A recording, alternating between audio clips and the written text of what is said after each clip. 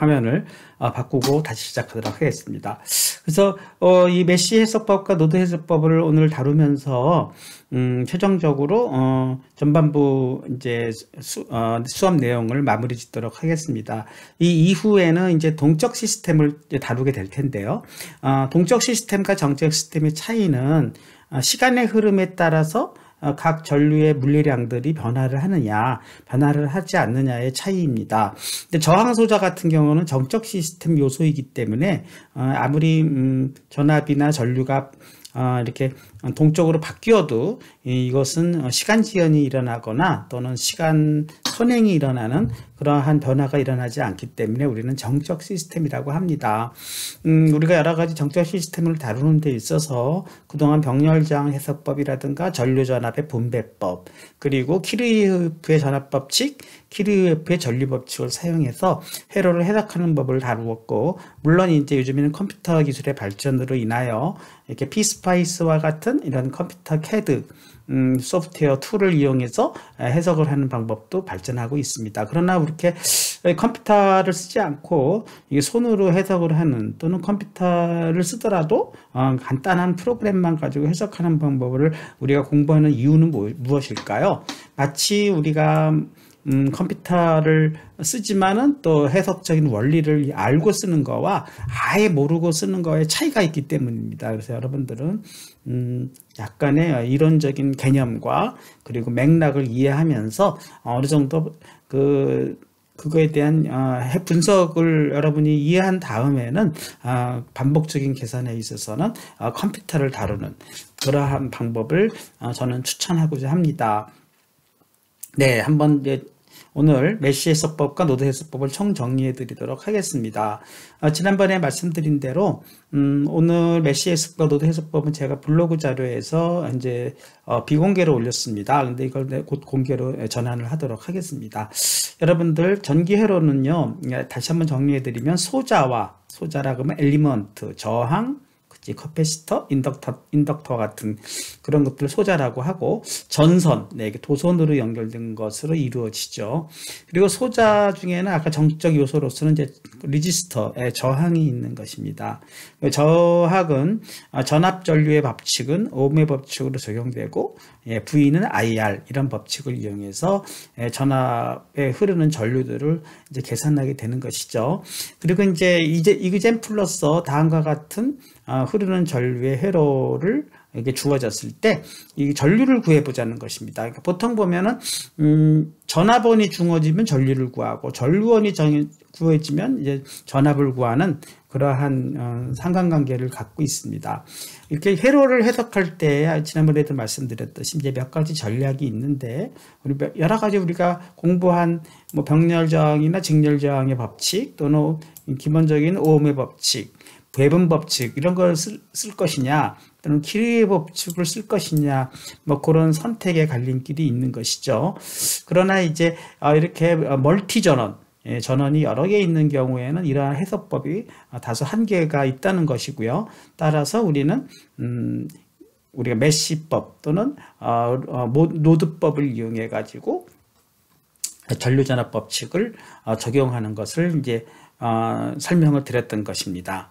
먼저 우리가 지난번에는 노드법을 먼저 하고 메쉬법을 다루었는데, 이번에는 거꾸로 순서를 바꾸어서 메쉬법을 먼저 하고 그리고 이제 노드법을 다루도록 해보겠습니다. 자, 메쉬법 같은 경우는 이와 같이 메쉬라는 것은 이렇게 단일 루프 내에 서로 소자가 겹치지 않는 경우를 메쉬라고 했습니다. 그러니까 이런 경우에 메쉬는 요 두 개가 되는 것이죠. 그러한 메쉬법에 있어서의 키르호프의 법칙은 전류를 갖다가 메쉬 안에서 이렇게 시계 방향으로 돌리는 것입니다. 시계 방향으로 돌렸을 때 여기에 걸치지 않으면 단일 전류가 흐르고, 이런 면에서는 요 루프와 요 루프가 서로 겹치지 않습니까? 겹치는 경우에는 이쪽 방향을 플러스로 하고 이쪽 방향을 마이너스로, 내려가는 방향이죠. 흐르는 방향이고, 여기 이렇게 봤을 때 얘는 얘 입장에서는 반대 방향 아닙니까? 그럼 여기를 마이너스로 처리해 주면 된다는 것입니다. 한번 여러분들 기계적으로 한번 해보겠습니다. 그럼 이 루프 안에서의 전압 법칙을 본다 그러면, 우리가 여기 전압이 있고 전류가 저항이 두 개가 R1, R3가 여기 요 루프 내에 걸치지 않습니까? 이렇게 걸치게 되면은 전압 상승이 일어나는 경우는 마이너스. 우리가 그동안 계속 반복적으로 제가 설명을 드렸죠. 그 다음에 저항은 무조건 전압 강화 요소니까 플러스를 표시를 하는데, 전류의 방향을 봤을 때 여기는 전류의 방향이 지금 I1 하나밖에 없지 않습니까? 그러니까 여기는 무조건 우리가 오음의 법칙에 의해서 R 안에 여기 흐르는 전류 I1 이렇게 해서 전압 강화가 일어난다고 표시를 하는 것이죠.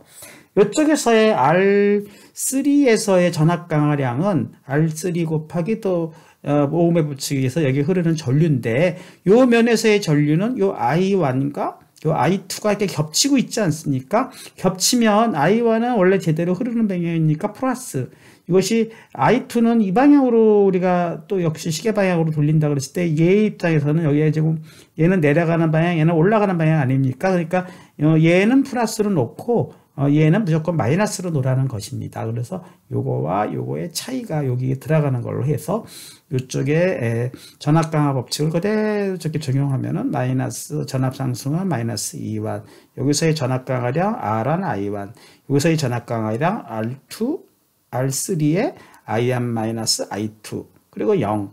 이렇게 해서 이 부분에 대해서 1번 전압 강화 법칙을 적용하라는 것입니다. 또 이쪽을 한번 해보겠습니다. 그럼 이쪽을 이렇게 돌리는 메시 2에 대해서는 또 여기서 이렇게 보면은 R3는 역시 흐르는 방향으로 봤을 때 전압 강화가 일어나는 거니까 플러스고, 플러스 기호에다가 여기에 흐르는 면도 I2는 흐르는데 여기랑 또 I1이 얘가 겹치죠. 얘 입장에서는. 그러니까 I1은 얘 입장에서 봤을 때 얘가 내려가는 방향, 얘는 올라가는 방향이니까 얘 입장에서는 얘가 마이너스가 되는 것이죠. 그러니까 I2 마이너스 I1으로 해서 이 부분에 대한 전류는 또 이렇게 표시하는 것입니다. 헷갈리시면 안 됩니다. 여기서와 여기서가 이렇게 반대 방향이 되는 거가 유념해 주셔야 됩니다. 다시 한번 설명드리면, 여기서는 얘가 I1 기준이기 때문에 얘가 플러스가 되는 거고, 여기서는 I2 기준이기 때문에 I2가 플러스가 되는 거고, 오히려 I1이 마이너스가 되는 것입니다. 그리고 여기서의 전압 강화량은 여기서는 지금 I2 하나밖에 안 흐르지 않습니까? 그러니까 I2 곱하기 R2, 역시 오음의 법칙에 의해서 전압 강화가 일어나고 있고, 여기서는요, 이 2가 플러스 마이너스인데 I2의 시계 방향으로 봤을 때 얘는 전압 강화로 일어나고 있죠. 이것도 잘 차이가 나는 것입니다. 여기서는 전압 상승이기 때문에 마이너스를 표시했지만 전압 강하기 때문에 여기는 플러스가 되는 것입니다. 이렇게 표시해줘서 각 메시에서의 전압 강화 공식을 기계적으로 쓸 수가 있는 것이죠. 이것만 딱 보고 무슨 노드에서의 전압의 보존의 법칙 이런 걸 안 써도 이렇게 동그라미 두 개만 시계 방향으로 표시해 버리면 그대로 이 방향대로 전압 강화의 법칙을 적용해 버리면 기계적으로 1번식과 2번식의 전압 강화식을 여러분이 쓸 수가 있느냐 하는 것이 키포인트입니다. 이것만 되면요, 그 다음부터는 어떻게 하면 되겠어요? 여기 제가 이렇게 쭉 설명을 했지만 이 부분은 좀 전에 제가 설명한 부분을 글로 옮긴 거니까 여러분이 한번 읽어보시고요. 이걸 정리해 보면은 우리가 최종적으로 구하고자 하는 것은 I1과 I2이고요. 주어진 거는 뭐죠? 전압원과 전압원 2 각 소자들의 저항 값들이지 않습니까? 그러니까 아는 값들은 전압 2개, 각 저항 값들이고요. 모르는 건 뭐죠? 전류 I1, 전류 I2, 이 두 개가 미지수가 되는 것이죠. 그럼 정리를 어떻게 해야 되겠어요? 연립방정식으로 봤을 때 아는 값들은 개수로, 그쵸? 그 다음에 또 전압원들은 상수로 표시하고요. 미지수들은 전부 I1, I2, I1, I2로 요 순서대로 정리를 해야 되겠죠. 그러니까 1번식을 그런 식으로 정리하면은 얘는 상수항으로 보내고, 요것은 I1과 I2가 미지수니까 I1은 I1대로 묶고 I2는 I2대로 묶고, 각 개수들 저항값들은 아는 값들이니까 개수를 묶어가지고 이렇게 표시할 수가 있겠죠. 그러니까 1번식을 3번식으로 여러분이 정리할 수 있느냐가 이제 두 번째 키포인트가 되는 것입니다. 2번식도 마찬가지죠. 2번식도 아까는 전압 강화 법칙으로 풀어냈지만 역시 상수항은 오른쪽으로 보내고 상수항은 오른쪽으로 보내고 그 다음에 I1, I2 순서대로 미지수를 쓰면서 개수들을 정리해버리면 이렇게 되지 않겠습니까? 여기서 I1 입장에서는 마이너스 R3고 나머지 I2 입장에서는 R2와 R3가 더해지는 값으로 되는 거니까요. 그런 식으로 정리해버리면 이것은 뭐가 되는 것이죠? 행렬식으로 표시할 수 있는 것입니다. 행렬식으로 표시한다면 어떻게 표시가 될 수 있을까요? 제가 그건 행렬식으로 한번 표시해 보도록 하겠습니다. 이런 식으로 되지 않을까요? 여기서 행렬식으로 해가지고 이렇게 행렬식으로 2x2로 하고 네 여기서 I1, 네 I2가 전부 미지수로 이렇게 표현되는 거 아닙니까? 그러니까 여기서는 우리가 행렬 곱의 벡터 형태로 해가지고 여기서 I1과 I2를 이렇게 미지수로 형태로 놓고요. 그 다음에 E1과 E2는 상수항으로 표시되는 거니까 상수항 벡터도 이렇게 써줘서 E1, 네 여기는 마이너스 E2 아닙니까? 그러니까 마이너스 E2가 되도록 이렇게 벡터 형식으로 표시해 주면 되겠죠. 그 다음에 여기 저항들은 전부 2x2 네, 매트릭스로 표시할 수가 있겠죠. 저항 행렬을 표시해 주시면 I1에 곱해지는 값은 R1 플러스 R3니까 여기가 R1 플러스 R3가 되는 것이고요. 네, 여기는 뭐가 되는 겁니까? 마이너스 R3가 되지 않습니까? 여기는 마이너스 R3가 되도록 이렇게 해주시는 거죠. 여기는 또 뭡니까? 네, 마이너스 R3. 네. 그리고 여기는 마이너스 플러스죠. 여기 지워져서 그러니까 플러스 R2 플러스 R3가 되는 것입니다. 네, 그런 식으로 이렇게 우리가 행령식으로 얘네들을 정리할 수만 있다 그러면 이러한 어떤 임의의 식들이 전부 우리가 행렬식으로 표현돼 가지고 결국은 I1, I2는 네, 이 행렬식을 인버스로 보내면 되는 거 아닙니까? 그러니까 네, 이게 어떤 얘네들을 그냥 일반적으로 표시한다면 여기가 뭐 R11, 여기는 뭐 R12, 여기를 뭐 R21, 네, 여기를 R22라고 볼 수가 있고, 그쵸? 이걸 전부 R22로 R11 이렇게 표시할 수 있고, 그러면 여기가 네, E1과 E2가 돼서 네, 여기 벡터에다가 이것이 인버스 역행렬로만 가게 되면은 I1, I2를 구할 수가 있다는 것입니다. 그래서 여러분들 요 식에 대해서 제가 지난 시간에 이런 정도 여기까지만 해버리고 요 식을 어떻게 한다 그랬죠? 네, 바로 뭐 여기서 뭐 크레머 룰이라든가 뭐 여러 가지 뭐 이런 것들을 이용해서 또 손으로 푸는 법을 우리가 옛날에 공학수석 시간에 배웠는데 이런 게 무슨 의미가 있어요? 여기까지만 여러분이 유추하면은 이건 바로 그냥 파이썬으로 네, 파이썬으로 P죠. 파이썬으로 해가지고 파이썬 프로그래밍으로 네, 코드로 네, 프로그래밍으로 여러분이 이걸 구현할 수가 있다 그러면 얼마나 또 편합니까? 그래서 여러분들 파이썬 프로그래밍 제가 단순하게 뭐 다시 공부하시려면 또 시간이 걸릴 수는 있겠지만 뭐 간단하게 하는 방법은 제가 또 이 시간에 알려드리도록 하겠습니다. 그래서 파이썬 프로그래밍은 지난번에도 한번 해드렸듯이 구글 콜앱으로 들어가 가지고요. 구글 콜앱은 뭐 여러분들 뭐 드라이브 같은 거 하나 이렇게 간단하게 해주시면 뭐 한 30기가까지는 그냥 구글에서 공짜로 제공을 하고 프리로 제공을 하고 여러분들이 뭐 조금 더 한다 그러면 한 달에 한 2, 3만 원 정도 30불 20불 정도만 내면은 저 같은 경우는 한 120기가 정도를 받을 수가 있습니다. 그래서 여러분들이 구글 드라이브로 가셔가지고 구글에 접속을 하고 네, 파이썬으로 하시면 될 것 같습니다. 그렇게 해서 여러분들한테 이제 콜앱을 사용하는 방법을 제가 지난번에 수업 중에 설명을 드렸고요.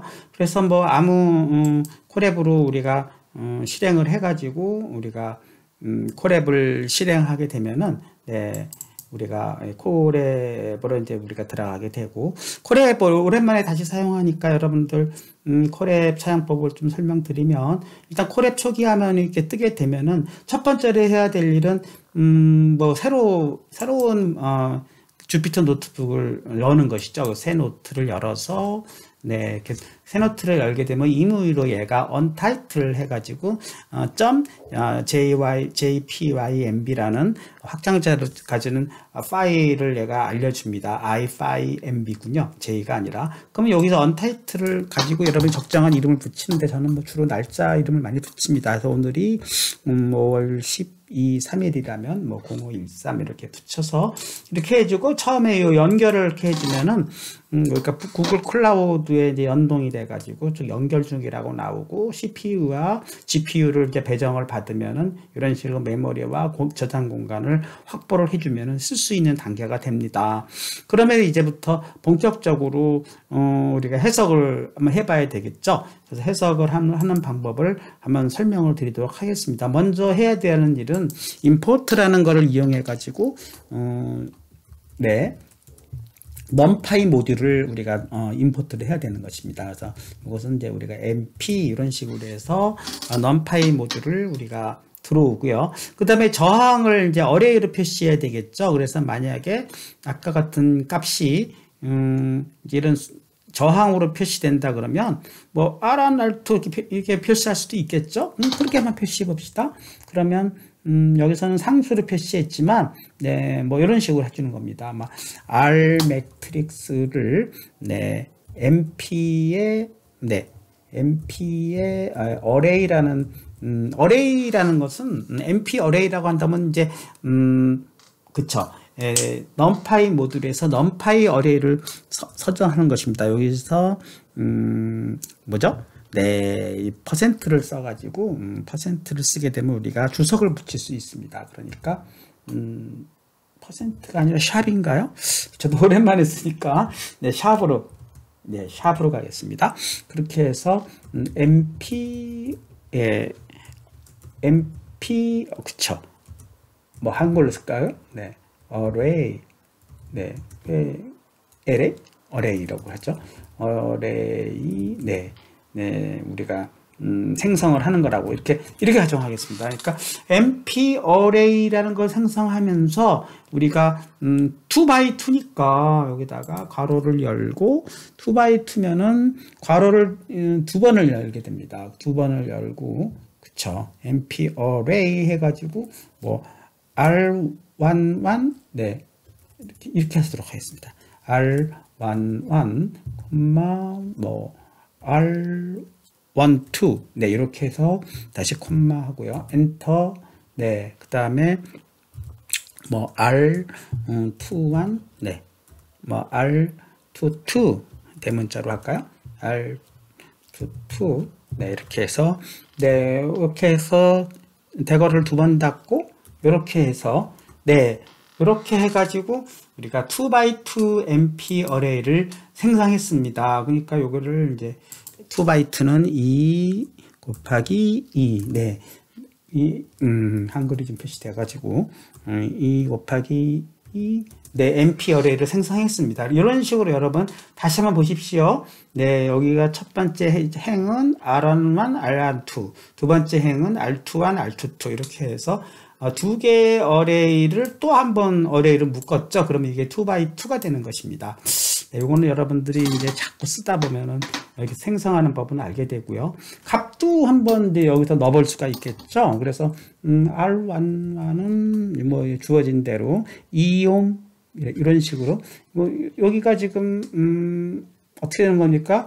R11은 R1 플러스 넣네요. R1 플러스 R2 이런 식으로 넣고 뭐 R12는요. 마이너스 R3 아닙니까? 그러니까 마이너스 R3 이렇게 넣고 R21도 마이너스 R3 아닙니까? 그러니까 마이너스 R3 이렇게 놓고요. 그 다음에 R22는요. R22는 R2 플러스 R3 이런 식으로 해가지고 지금 제가 블로그에 짠 부분을 그대로 지금 옮겨 놓고 있습니다. 그리고 뭐 계속 가볼까요? R1과 R22도 또 값을 넣어 봅시다. 저 밑에 있는 거대로 R1은 2옴 네, 이렇게 2라고 넣고, 요걸 연달아 넣을 때는 이렇게 세미코론을 이용해서 넣을 수 있습니다. 그래서 R2는 지금 R2가 어디를 R2로 놨죠? 우리 그림을 봐야 할 것 같습니다. 네, R2를 요쪽을 R2로 놨네요. 그러니까 R2가 여기가 되겠죠. 3이 되겠네요. R2는 3 이렇게 놓고 R3는 네, 얼마가 될까요? R3는 아랫방에 내려가는 여기를 R3로 봤으니까 또 여기도 3 이렇게 놓고 그러면 실질적으로 이 R 매트릭스 값을 한번 실행해 보도록 하겠습니다. 그럼 프린트 네, R 값을 이렇게 실행해 가지고 일단 실행을 해 보면 이게 제대로 들어갔나를 확인해 볼 수가 있죠. 그래서 네, 그럼 5-3, 6 그러면 뭐 여기 5-3, 6 그대로 잘 들어갔네요. 네, 이런 식으로 해서 여러분이 파이썬으로 이 수식을 정리해 볼 수가 있고 이제 놀라운 것은요. 이거에 이제 인버스를 한번 구해 보자는 것입니다. 인버스는 우리가 numpy 모듈이 인버스를 제공하고 있어요. 바로 np.linear algebra .in부라는 함수를 호출해 주게 되면 됩니다. 그러면 그대로 얘의 역행렬을 한번 출력해 보겠습니다. 그럼 프린트 어떻게 한다고요? 네, np.린 algebra. 네, 인부. 네. 이거 어떻게 외우느냐? 뭐, 저 같은 경우는 뭐 블로그를 보면서 할 수밖에 없는 거고, 자꾸 하다 보면 이걸 또 외워진다고 하더라고요. 그래서 우리가 말이라는 것도 매번 뭐 새로운 단어를 머릿속에 암기를 해서 말을 쏟아내는 것처럼, 파이 프로그래밍도 결국은, 펑션, 그 다음에 클래스, 메소드 이런 것들을 잘 알고 어떤 클래스들이나 어떠한 모듈들을 내가 임포트를 해야 되는지는 머릿속에 잘 해두면 꼭 보지 않고도 두루룩 써내려갈 수 있는 것이고 처음에 익숙하지 않을 때는 매번 뭐 사전을 찾아가면서 또는 구글을 검색해 가면서 할 수밖에 없는 것이고 저도 뭐 아직은 이제 머리가 조금씩 이렇게 기억력이 감퇴하다 보니까 기억이 잘 안 나요. 그럼 보고 할 수밖에 없죠. 맥락은 잊어버리지 않는 것이죠. 이렇게 해서 여러분들이 인부 네 이렇게 해서 R을 그쵸. 예, 이렇게 인버싱한 거를 한번 네 실행해 보면은 네, 딱 2x2 이게 이제 뭐야 크레머 룰 같은 걸로 해서 2x2로 역함수를 구한 것입니다. 그렇죠. 그래서 역행렬을 계산한 것이죠. 네, 이렇게 여러분들이 해볼 수가 있고 역행렬을 구했다면 네, 뭐 이것도 뭐 우리가 역행렬 값을 뭐라 그럴까요? 그쵸. 구했다 그러면 이제 역행렬과 어떻게 되는 거죠? 네, 역행렬 값과 그쵸. E1 값과 V1, V2 값과 곱해주게 되면은 아까 제가 다 지워버려가지고 사라졌는데 뭐 다시 한번 쓸까요? 네, 다시 한번 쓰도록 하죠. 뭐 시간도 뭐 그렇게 우리가 뭐라 그럴까? 네, 뭐 천천히 제가 성질 급해가지고 네 이렇게 아까 다시 한번 쓰게 되면은 네 I1과 I2는요, 그쵸? 방금 구한 역행렬 값, 네, 어떤 R11, R21, R12, R22, 네, 얘의 역행렬에다가 역행렬이 마이너스 1승이고요. 그 다음에 E1, 네, E2, 요거를 넣어줘야 되지 않겠습니까? 그러니까 E1, E2를 또 넣어줘야 되겠네요. 그러니까 E1, E2를 또 해보도록 하겠습니다. 여기다가 뭐 2라는 벡터를 만들어 가지고 네, 2라는 벡터는 네, E1, E2니까 아까처럼 np array 네 이렇게 해서 네 또 역시 E1 네 E2 이렇게 만들 수가 있습니다. 그쵸? 근데요 여기서 이거를 우리가 이렇게 넣으면 이게 열 벡터가 되지 않고 행 벡터가 됩니다. 그러니까 열 벡터를 만드는 방법은 뭐 두 가지 방법이 있어요. 행 벡터를 만들어 놓고 트랜스포스 하는 방법도 있지만 처음부터 열 벡터를 만드는 방법이 있어요. 그것은 얘를 다시 한번 하나하나를 대괄호로 씌워주면 이것이 열 벡터가 된답니다. 이렇게 해서 또 대괄호를 각각을 이렇게 씌워주게 되겠습니다. 이것도 여러분들이 나중에 좀 더 익숙해지거나 또 구글링을 해주게 되면 네, 열 벡터로 만드는 방법. 네, 행 벡터냐, 열 벡터냐, 이것은 그러면 어떻게 되는 것이고 2 by 1이 되는 것이죠. 2 by 1 MP 어레이. 아까 저거를 각각 대괄호를 안 씌운다면 1 by 2 어레이가 되는 것이죠. 이렇게 생성을 시키도록 하겠습니다. 네, 이렇게 해서 자꾸 뭐 이렇게 날아갑니까? 네, 이렇게 됐죠? 그러면 2와 2도 제대로 되는가 확인해 보기 위해서 여기다가 그러면 2와 2도 프린트 중간중간에 우리 값을 확인할 때는 그쵸? 프린트 2를 이렇게 쳐보게 되면 정말 열 벡터가 됐는가를 확인해 볼 수가 있죠. 실행해 보겠습니다. 이렇게 실행해 보면은 네, 뭐 오류가 났습니다. MP 어레이 네, 대문자 네, 왜 틀렸죠? MP 뭐라고 나옵니까? 2 by 1 대괄호 2 모르겠어요. 왜 틀렸습니까?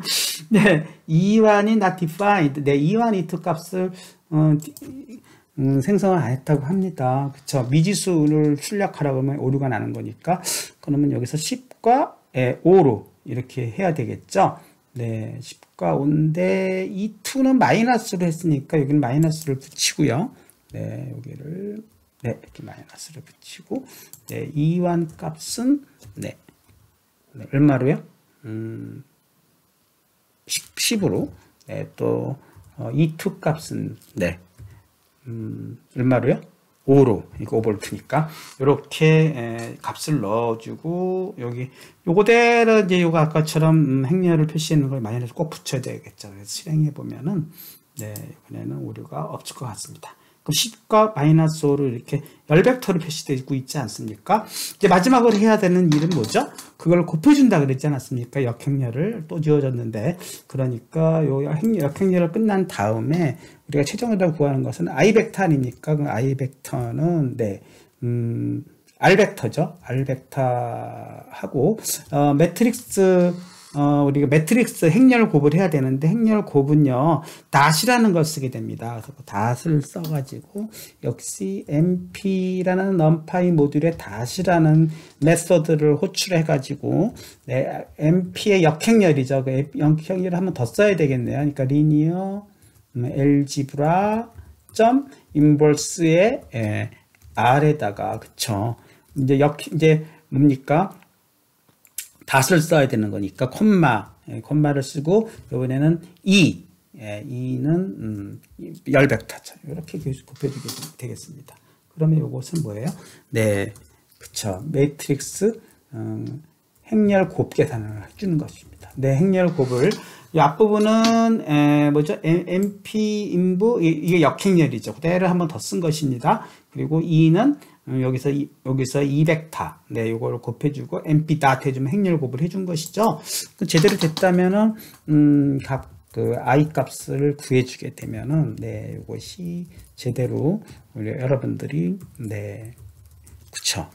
I 값 제대로 나왔나 이렇게 보면은 어떻게 됩니까? 실행해 보면은 네, 얼마가 나옵니까? 2.142 그쵸, 0.238 제대로 나오지 않았습니까? 근데 여기서 뭐 문제에서 전류 I를 구하라 했으니까 요 I는 몇입니까? 이렇게 흐를 때 I1 값, 이건 I2 값인데 I1과 I2의 차이 아닐까요? 그렇죠. 여기서 그쵸, I1과 I2의 차이가 되는 것이죠. 여기 흐르는 전류는 여기서 루프 I1과 여기서 흐르는 전류 I2의 차이가 아까 이렇게 서로 이렇게 크로스로 겹치게 되고 방향이 서로 반대가 되면 마이너스가 된다 그러니까 요걸 구하는 것이잖아요. 그러면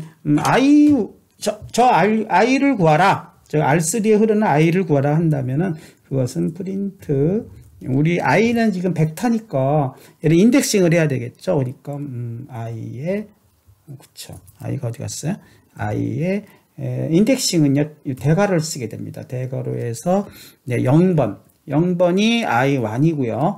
1번이 I2가 됩니다. 그래서 우리가 제로 베이스라고 하는데 제로 베이스는 0부터 시작하는 거니까 또 하나씩 차이가 납니다. 이렇게 해주게 되면은 이것은 I1과 I2 이것을 뭐라고 한다고요? 어레이의 인덱싱이라고 합니다. 여러분 또 이것도 나중에 좀 더 여러분이 공부하게 되면은, 네, 인덱싱은 0, 1, 2 이렇게 0부터 베이스가 시작된다는 것이죠. 그래서 그거는 여러분이 조금 더 0이니까 I1이 되는 것이고 1이 I2가 되는 것이죠. 이런 식으로 해서 벡터 하나하나를 지정할 때는 인덱싱을 써가지고 계산하는 거고, 결국은 요것과 요거의 차이를 계산하겠다는 거니까 계산해 주게 되면은 1.904 이렇게 나오지 않습니까? 그러니까 정답은 1.904가 되는 것입니다. 905인가요? 7 이하는 하나 끊어가지고, 네, 이런 식으로 해서 여러분이 메쉬 코드 방법을 제가 다시 한번 리뷰를 해드렸습니다. 네, 오늘 두 번째 시간 여기까지 하겠습니다.